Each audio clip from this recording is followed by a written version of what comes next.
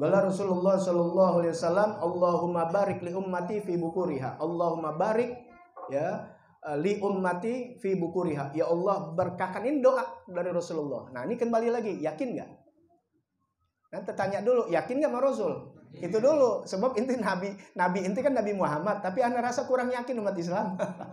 Bener ya? Stempel doang. Jadi nabiku Nabi Muhammad, tapi bentuk prakteknya belum tentu. Kalau inti yakin, dijalanin. Nabi doa, Allahumma barik li ummati fi bukuriha. Allahumma barik li ummati fi bukuriha. Ya Allah berkahkan untuk umatku di pagi hari. Ya Allah berkahkan umatku di pagi hari. Jadi pagi hari lagi didoain sama Nabi jadi keberkahan, cepet cari rezeki yang banyak. Ini ngapain gitu ya? Tidur. Ya, makanya orang miskin ciri-cirinya lihat pagi-pagi tidur. Ya orang miskin, aneh pantangan tidur nggak pernah. Wali-wali Allah Ta'ala tuh malam di begadang untuk ibadah kepada Allah, paginya nggak tidur karena aneh nyaksikan orang-orang mulia. Nah, aneh begitu sama guru aneh karena keyakinan sama Allah, dan aneh malu sama guru aneh. Walaupun di rumah waktu itu aneh kesering-seringan, tapi kalau di rumah guru aneh jam 4 aneh udah bangun. Munafik dikit, masih bagus. Masih bagus aneh di rumah guru gitu tuh rapi, tapi di rumah masih iya, paham nggak? Masih bolong-bolong. Subuh sih nggak tinggal, mas ini bolong-bolong tuh subuhnya rapi, ntar kadang-kadang subuhnya ini ya duha.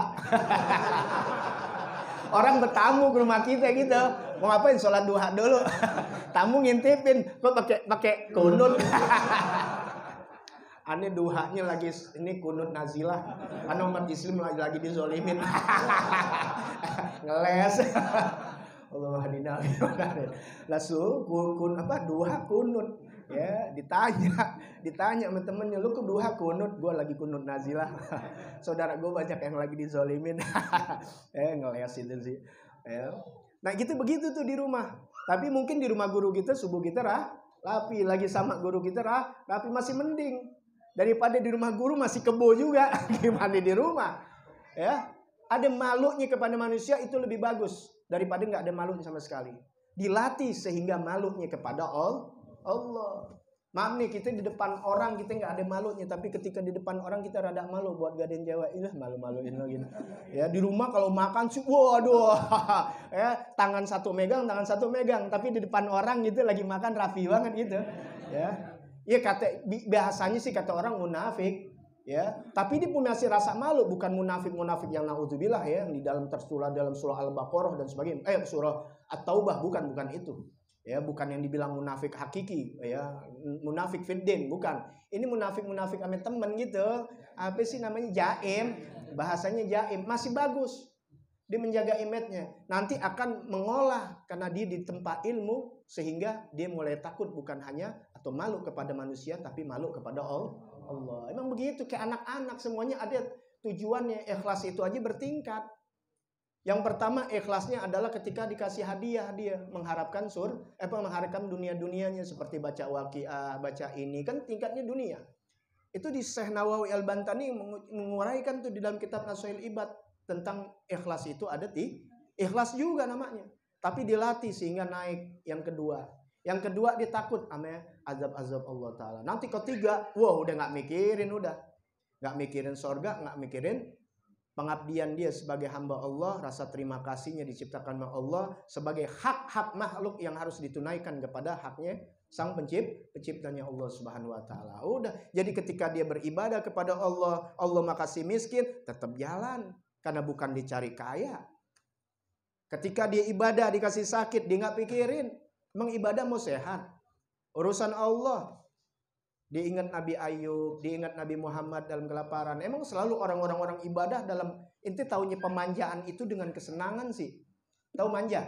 Itu rusaknya kita punya anak dimanja karena kita nggak tahu cara manjakan anak. Suci pemanjaan itu harus dengan adanya sewaktu-waktu dengan penderitaan. Ya, kita penderitaannya boleh sakit, boleh ini. Itu lihat Nabi Muhammad SAW. Ya, apapun ditawarin. Lihat, ketika sebelum dilahirkan aja udah menderita. Inti kan orang-orang yang alhamdulillah menderitanya udah lahir, udah gede. Emang inti bikin sendiri. Inti yang menciptakan penderitaan sendiri. Kalau Nabi Muhammad tidak. Belum dilahirkan, inti pernah inti mengingat Nabi Muhammad SAW. Masih di kandungan, umur 2 bulan ayahnya meninggal dunia. Ini kekasih Allah. Kalau inti kan taunya kekasih dengan apa? Wah, lahir dari anak seorang raja. Kan begitu ya. Pemanjaannya Allah kepada hambanya, inti harus pikir begitu. Seperti inti mikirkan kan, inti kalau manjain orang kan begini, berarti Allah juga manjain orang begini. Oh, jangan pakai otak inti. Inti begitu memang memanjakan seseorang begitu. Allah enggak. Makanya rubah. Manjakan seseorang itu dengan cara Allah, bukan dengan cara nafsu kita. Ini tadi nafsu. Setan ini. Akhirnya apa yang terjadi? Udah gede baru nyesel. Dulu anaknya nggak dititipin di pesantren atau wah kan kalau begitu pahit banget tuh. Anak main kagak, habis suruh Quran diapalin. Wah, hadromut, habaib. Dari kecil disuruh hafal. 7 tahun udah hafal Quran. 7 tahun udah matan zubat. Udah hafal alfiyah. Wah, itu orang kalau dididik begitu, pahit gak tuh anak? Pahit. Bisa main gak keluar sama lingkungannya? Gak bisa. Udah kerjaannya ngapalin Quran, ngapalin hadis, ngapalin kitab. Kalau ada orang-orang semacam gitu, orang sekarang kesian ya. Tuh bapaknya nggak ada manja-manja anaknya, nggak pernah diajak jalan-jalan begitu. Tuh orang-orang tolol begitu. Iya, dia nggak lihat, tapi nanti lihat bagaimana pemanjaan Allah Taala kepada Nabi Muhammad SAW. Lihat nanti bagaimana nanti hebatnya anak bersinar pada masa depannya yang mengharukan nama bapaknya. Tapi inti kagak memanjakan anak nggak sekolah nggak apa-apa, udah pokoknya ajak jalan-jalan terus enak, tua bodoh. Jangankan kaya, habis harta warisnya miskin. Anak nelorin lagi miskin terus. Ya begitulah keadaannya. Anak dibiarkan jam 10, jam 12, jam 1, jam 2 main kemana-mana nongkrong. Bapaknya nggak mikirin sudah. Dimanjain aja begitu. Salah, lihat Rasul Shallallahu Alaihi Wasallam. Lahir kemudian umur dalam keadaan miskin, bukan kaya. 6 tahun ibunya meninggal. Sebatang kara. Ini kekasih Allah. Begitulah Allah memanjakan makhluknya. Bahkan harus ada yang terbunuh seperti Nabi Zakaria dan Nabi Yahya, Nabi Ayub, Nabi Ibrahim. Bukan enak penderitaan yang mereka alami. Nabi Ismail, bayangin 7 tahun mesti disembelih sama bapaknya. Kalau inti kita dibawa, mau disembelih, bapak aja yang tuaan dikit. Benar ya? Iya, makanya pas ada lagi nonton Mandra yang bapaknya kawin lagi tuh. Almarhum Kong Tile kawin lagi. Ya, babak lagi. Lunak ntar dulu, babak dulu belum pengalaman. Itu pemanjaan itu. Itu pemanjaan buat anaknya. Ya, biar bisa berdikari sendiri. Jangan pakai bawa-bawa bapak, minta warisan. Kalau kita lihat kan bapaknya kejam lagi, bapaknya lagi yang kawin. Tuh anak mau kawin nggak jadi. Ya begitu. Nah, jadi jangan inti memikirkan pemanjaan itu sayangnya Allah Ta'ala kepada hambanya dengan pemanjaan dengan kenikmatan. Bukan. Ada waktunya Allah akan manjakan kita dengan penderita. Agar apa? Untuk kembali kita. Untuk ingat Allah dengan sakit, dengan ini. Untuk apa? Kita untuk munajat, minta. Ini kagak kita. Emang kufur nikmat ketika susah, nggak dikasih pemanjaan malah ngeluh. Bukan diminta sama Allah Ta'ala dengan tahajud memohon sama Allah Ta'ala, ngomong di sosmed. Paham nggak? Gitu. Sekali-sekali inti bikin gitu. Saudara-saudaraku sekalian yang nggak punya beras, nggak punya duit, yuk ke rumah. Ya, kata teman-temannya mau bagi duit kagak, kita nangis bareng-bareng. Sama-sama susah. Kayak nangis bareng-bareng. Ya, jadi itulah pemanjaan Allah kepada hambanya, bukan hanya dengan segala bentuk kenikmatan, tapi bisa dengan penderitaan. Makanya mesti capek kita. Di pagi hari mungkin kita orang tidur dan sebagainya, nggak apa-apa, aneh jalanin tuh. Ya, yang pernah ikut ana ya pergi jauh-jauh, kurang tidur di malam hari, bahkan begadang dan sebagainya. Pagi anak-anak deblak, aneh tetap baca-bacaan aneh nggak tinggal yang aneh baca dari Wirdul Latif, aneh dari baca misal Quran, baca apa ya, Yasin itu kan Al-Quran. Aneh nggak tinggal. Ya, pokoknya bagaimana juga Anda usahakan walaupun teler-teler dan sebagainya. Karena Anda tahu ya bagaimana Rasulullah mendoakan umatnya di pagi hari. Belum lagi di kitab-kitab lain yang Anda baca, inti mengamalkan keseluruhan di malam hari dengan amal ibadah, tahajud dan sebagainya. Datang waktu subuh. Ketika subuh inti sholat. Habis sholat inti tidur. Paham nih? Ada orang lain dia tidur dari awal. Kemudian dia nggak sempat untuk munajat di malam hari dengan tahajud, dengan baca Quran. Dia hanya sembahyang subuh. Habis sembahyang sunnah subuh, disembahyang subuh. Kemudian dia baru wiridnya itu bukan yang di waktu malam. Dia nggak tidur. Dia baca Quran atau wirid-wirid yang lain. Itu lebih afdol yang itu. Kalau ulama dari malam sampai pagi subuh. Nih inti memilih lebih baik yang mana? Lebih baik yang inti malam tidur, subuhnya inti nggak tidur untuk beribadah kepada Allah. Apakah beribadah hanya dengan wirid? Bukan. Seperti inti nyari yang halal keluar. Lihat orang tua kita dulu. Subuh selesai dia sholat, wirid sebentar karena dipulang tugas untuk memberikan nafkah kepada anak istrinya. Itu kan pahala yang besar. Di jalan bawa dagangan ke Jakarta. 4:30, jam 5, jam 5:30 kan kereta, Masya Allah zaman dulu. Ya, yang kita kecolok sama pisang, yang keselangkangan sama singkong zaman dulu tuh. Ya, itu dari Cilebut, dari Citayam, semua menuju Jakarta, picinya sampai dimiring-miringin pada jalan. Itu orang-orang Citayam itu. Ya, tukang tapi dan sebagainya, hidup itu. Hidup gak? Hidup tenang. Kita datang ke rumahnya, miskin, cuma kebun doang. Anak 12. Bagus semuanya. Ini kita anak 2 ngeluh aja. Di sosmed ngeluh sama temennya ngeluh. Temennya dia nggak tahu kali kalau temennya lebih susah lagi. Ngeluh sama orang belum tentu lebih senang. Jangan begitu. Ya, makanya cara orang dulu nggak ada tidur. Ya, jadi kalau inti memilih lebih baik inti memilih yang mana? Malam inti tidur, paginya jangan tidur untuk bermunajat kepada Allah. Ya, tapi kalau inti kuat, inti ulama dah. Nah, kapan waktu tidurnya? Nanti setelah inti sholat duha silahkan.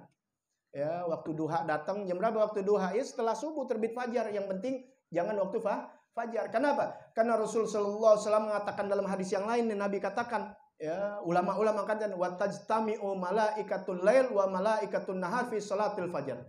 Berkumpul antara malaikat malam dan malaikat pagi, petugas siang di waktu fajar. Subuh nih. Itu malaikat malam nih ibaratnya nih kalau rekayasa kita nih, ibaratnya kalau kita kan tukang mikirin, dia udah pada ngumpul tuh. Pada ngumpul dia turun. Nah, yang malaikat pagi nih, yang malaikat malam, ini malaikat pagi dia datang tuh. Ya, dari langit turun ke bawah. Ini yang malaikat yang udah dari malam, yang dari asar, makanya yang paling dijaga wal asri itu asar sama subuh. Salat yang paling afdol ya dari 5 nih. Ya kan ini wajib nih. Yang paling hebat yang mana? Sholat subuh. Kedua asar. Baru zuhur. Baru isya. Baru maghrib. Maghrib terakhir. Makanya di masjid paling banyak maghrib. Iya, setan tuh makanya yang paling sulit amal itulah yang inti mesti kejar. Jangan orang sering-sering. Setan gak begitu banyak goda, sering. Paham ya? Coba sholat, ini kan orang-orang masjidnya banyak nih. Ya, orang-orang di masjid paling banyak subuh apa maghrib? Ya udah pasti. Ya, maghrib paling gampang, yang nggak sholat masih sholat kali. Masih milih-milih maghrib sholat, subuh enggak. Ya, subuh itu sama asar karena itu tempat berkumpulnya. Itulah di situ checkpoint itu. Di situ ngumpulnya. Ya pertama subuh, ini ngumpul nih yang malam datang. Yang malam jaga ya karena dari asar. Nah, yang pagi ini udah datang.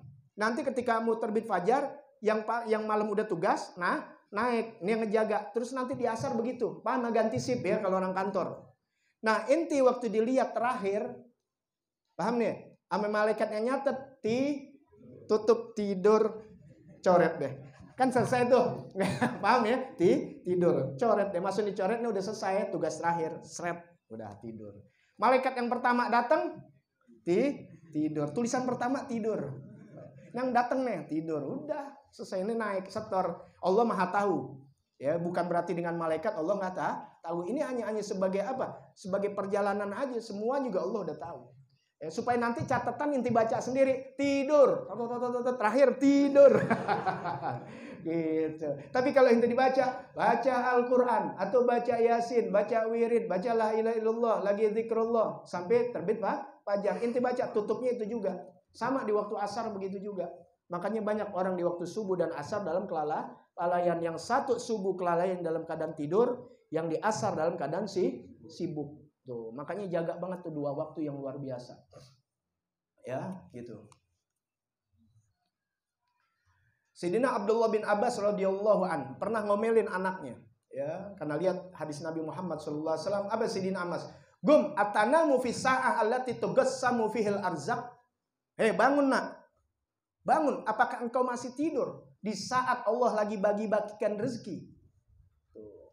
Ya, jadi pagi waktu dibagikan bukan langsung inti jangan pikirin Allah bagikan rezeki itu. Inti yang kelihatan sih gitu, dibagi orang sumbangan di masjid duit kan kelihatan tuh. Bukan nggak kelihatan bagikannya. Nanti ente akan rasakannya.